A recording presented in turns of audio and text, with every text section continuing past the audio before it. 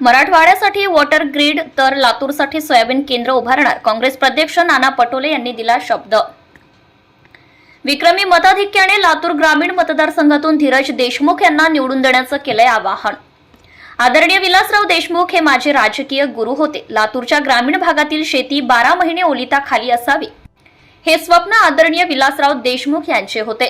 Water ग्रीडच्या माध्यमातून या भागात बारमाही पाण्याची व्यवस्था करण्याबरोबर इथल्या माझ्या शेतकऱ्यांच्या सोयाबीनला चांगला दर मिळावा यासाठी लातूरमध्ये सोयाबीन केंद्र सुरू करणार असल्याचं आश्वासन काँग्रेसचे प्रदेशाध्यक्ष नाना पटोले यांनी दिले।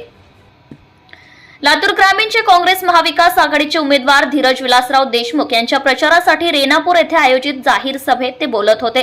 यावेळी व्यासपीठावर लातूर शहर मतदारसंघाचे काँग्रेस महाविकास आघाडीचे उमेदवार अमित विलासराव देशमुख, धीरज विलासराव देशमुख, खासदार डॉक्टर शिवाजीराव काळगे, माजी खासदार सुधाकर शृंगारे, माजी आमदार वजाहत मिर्झा, माजी आमदार त्र्यंबक भिसे, माजी आमदार वैजनाथ शिंदे, यशवंतराव पाटील, श्रीशैल उडगे, शिवसेनेचे जिल्हाध्यक्ष बालाजी रेड्डी, राष्ट्रवादी काँग्रेसचे जिल्हाध्यक्ष संजय शेट्टे, सर्जेराव मोरे, प्रमोद जाधव, आशा भिसे, रेखा कदम, बालाजी कदम, परमेश्वर सूर्यवंशी, सुरेश लहाने, मल्लिकार्जुन हलकुडे, राष्ट्रवादीचे संजय इगे, पूजाताई इगे, शिवसेनेचे रघुवीर पाटील, हरिश्चंद्र लहाने, सचिन मोटेगावकर, पद्म पाटील, प्रदीप राठोड, गजेंद्र चव्हाण, हनुमंतराव पवार, संजय इगे, सय्यद मुसा, संतोष शिंदे, योगेश देशमुख, जयसिंग जाधव, संतोष पवार आदी उपस्थित होते। यावेळी नाना पटोले यांनी धीरज देशमुख यांच्या विधिमंडळातील कामगिरीचे कौतुक केले। नौखे आमदार असतानाही धीरज देशमुख यांनी सुरुवातीपासूनच आपल्या मतदारसंघातील प्रश्न पोटतिडकीने मांडल्याचं त्यांनी सांगितले। पटोले यांनी आपल्या भाषणात पंतप्रधान नरेंद्र मोदी यांच्यासह उपमुख्यमंत्री देवेंद्र फडणवीस यांच्यावरही टीका केली। नाना पटोले पुढे म्हणाले की विलासराव देशमुख आणि गोपीनाथ मुंडेंची जोडी या भागातील लोकांची काळजी घ्यायची। त्यांनी मांजरा व रेणा नदीमध्ये बॅरेजेस टाकून पावसाळ्यात आलेले पाणी रोखले। त्यांना हा भाग बारमाही ओलिताखाली आणायचा होता, परंतु देवेंद्र फडणवीस यांची वॉटर ग्रीडसाठी कधीच इच्छाशक्ती नव्हती। परंतु लातूरकरांना मी विश्वास देतो की विलासराव देशमुख यांचं अधुरे राहिलेले स्वप्न आम्ही पूर्ण करू। या भागामध्ये वॉटर ग्रीडच्या माध्यमातून इथे बारमाही पाणी देऊ असा शब्द त्यांनी यावेळी दिलाय।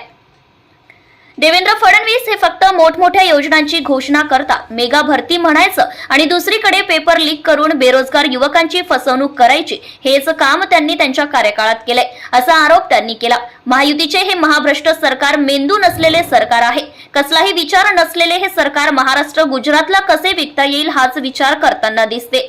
महागाई प्रचंड वाढलेली आहे, सर्वसामान्यांचे जगणे मुश्किल झाले आहे। या जाहिरातबाज सरकारने लाडकी बहीण योजनेच्या जाहिरातीवर तब्बल 6,000 कोटी रुपये खर्च केले आहे। हे पैसे तुमच्या माझ्या खिशातून गेले असल्याचंही त्यांनी सांगितलंय। यावेळी त्यांनी रमेश कराड यांच्या अकार्यक्षमतेवर टीका करताना त्यांच्या विधिमंडळातील सहभागावरही निशाणा साधलाय।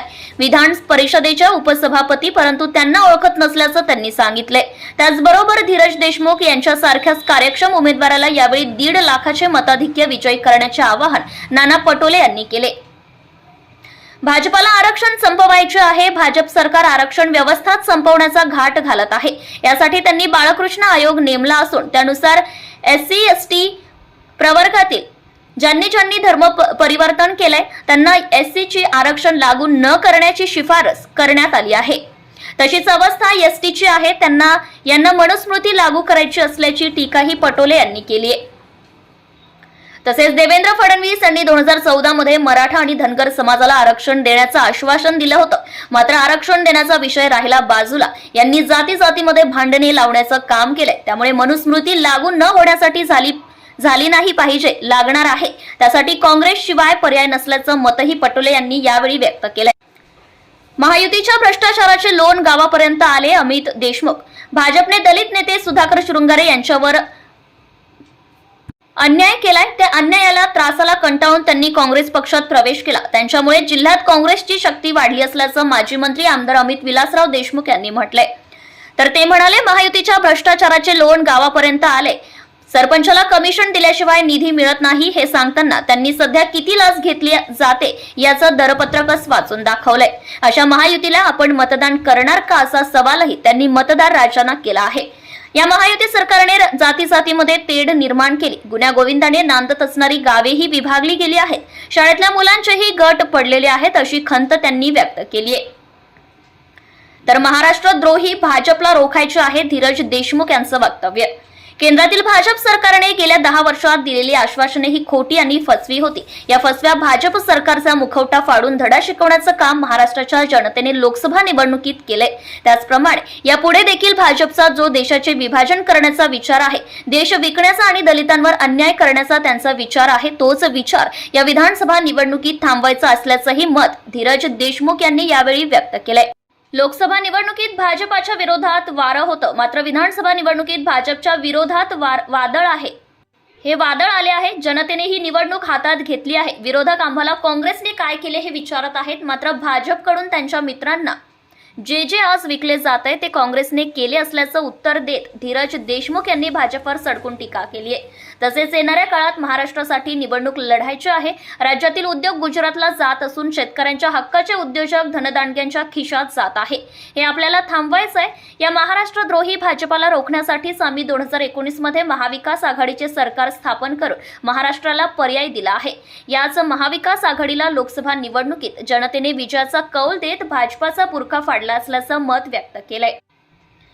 महाविकास आघाडी सरकारच्या काळातच रेणापूर शहरात पाणी पुरवठा योजना राबवली आहे. त्याचप्रमाणे महाविकास आघाडी सरकार सत्तेत आल्यानंतर रेणापूरसह लातूर जिल्ह्याला खारीचा वाटा मिळाला पाहिजे, पाण्याचा पुरवठा झाला पाहिजे, सिंचनाचा प्रश्न सुटला पाहिजे, कायदा सुव्यवस्थेचा प्रश्न सोडवण्याची गरज आहे. येणाऱ्या काळात ही कामे झाली पाहिजेत असे आवाहन धीरज देशमुख यांनी नाना पटोले यांना केलंय. दरम्यान माजी खासदार सुधाकर शृंगारे यांच्यासारख्या दलित नेत्यांवर अन्याय झालाय.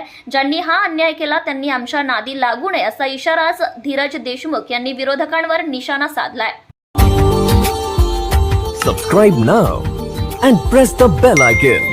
Never miss an update.